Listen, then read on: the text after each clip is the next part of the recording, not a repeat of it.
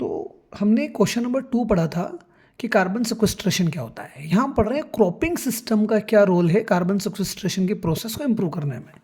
पहले पॉइंट में आप एक लाइन में समझा के आ जाइए कार्बन सिक्वेस्ट्रेशन क्या होता है। एटमॉस्फेयर में जो CO2 की मात्रा बढ़ती जा रही है उस कार्बन डाइऑक्साइड को ट्रैप करना और कहीं स्टोर कर देना, इस प्रोसेस को कार्बन सिक्वेस्ट्रेशन कहते हैं, चाहे नेचुरल प्रोसेस से हो या आर्टिफिशियल प्रोसेस से हो। लेकिन क्रॉपिंग सिस्टम का क्या रोल है, तो पहला पॉइंट आप लिख के आएंगे crop rotation and cover crop. Cover crop मतलब जहाँ पर ज़मीन खाली पड़ी है, कोई क्रॉप नहीं उगा रखी है, तो ऐसी कोई नॉर्मल क्रॉप्स उगा दी जाती है, जैसे ग्रासेस हो गई है, वो सॉइल को कवर कर देंगे। इसकी वजह से सॉइल इरोजन नहीं होगा, क्योंकि वो घास वगैरह है जो कवर क्रॉप है उसके जो रूट्स हैं वो सॉइल को बाइंड करके रखेगी, सॉइल इरोजन से प्रिवेंट करेगा, रिड्यूस करेगा। सॉइल इरोजन नहीं होगा तो सॉइल के अंदर जो CO2 ट्रैप है वो भी एटमॉस्फेयर में रिलीज नहीं होगा। इस तरह से कार्बन सिक्वेस्ट्रेशन में मदद मिलेगी। कवर क्रॉप वगैरह से क्या होगा, सॉइल के स्ट्रक्चर भी इंप्रूव होंगे, और कवर क्रॉप जब उसकी उम्र हो जाएगी तो वो सॉइल में मिल जाएगी, तो ऑर्गेनिक मैटर का अमाउंट भी बढ़ेगा। ये सारी प्रोसेस भी क्या करती है, कार्बन सिक्वेस्ट्रेशन को सपोर्ट करती है। फिर हमने लिखा है कार्बन क्रॉप रोटेशन।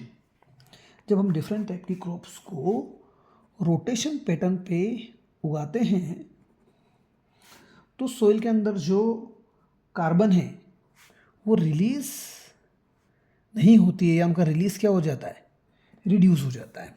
तो इस तरह से कवर क्रॉप और क्रॉप रोटेशन अपना रोल प्ले करते हैं कार्बन सिक्वेस्ट्रेशन में।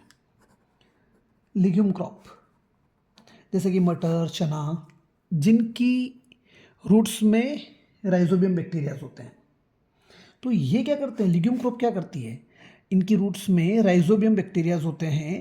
ये जो रूट्स हैं इन पौधों की, इनमें राइजोबियम बैक्टीरिया हैं, वो एटमॉस्फेयर से नाइट्रोजन को ट्रैप करते हैं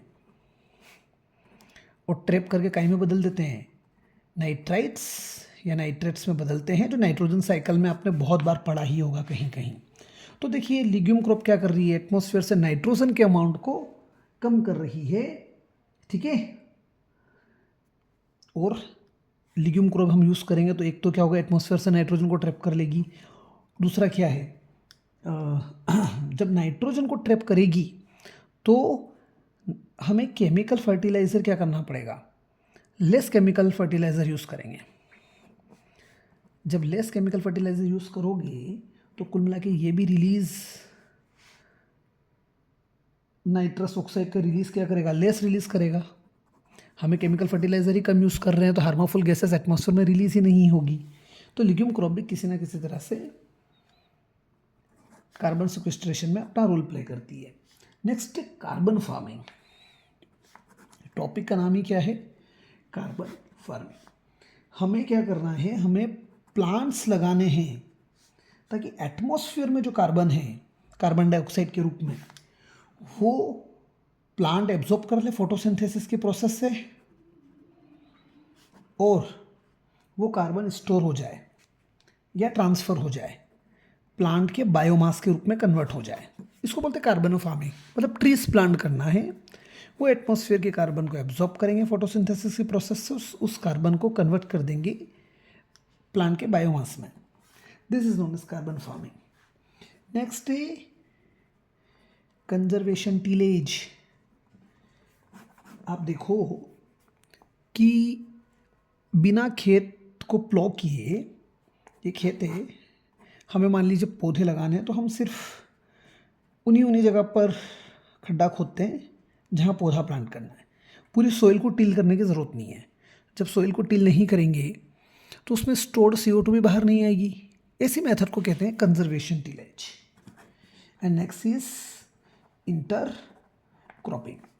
इंटर क्रॉपिंग मतलब किसी खेत में कोई फसल बो रखी है आपने, उनके बीच में जो गैप बची हुई है वहाँ पर कोई दूसरी वैरायटी की क्रॉप आपने उगा दी, इसको बोलते हैं इंटर क्रॉपिंग। इंटर क्रॉपिंग से क्या होगा, प्लांट की डेंसिटी इंक्रीज हो जाएगी, प्लांट्स की डेंसिटी इंक्रीज हो जाएगा, कुल मिला के बायोमास इंक्रीज होगा। बायोमास इंक्रीज होगा तो ज़्यादा फोटोसिंथेसिस होगा, ज़्यादा फोटोसिंथेसिस होगा तो मोर CO2 विल बी ट्रैप्ड।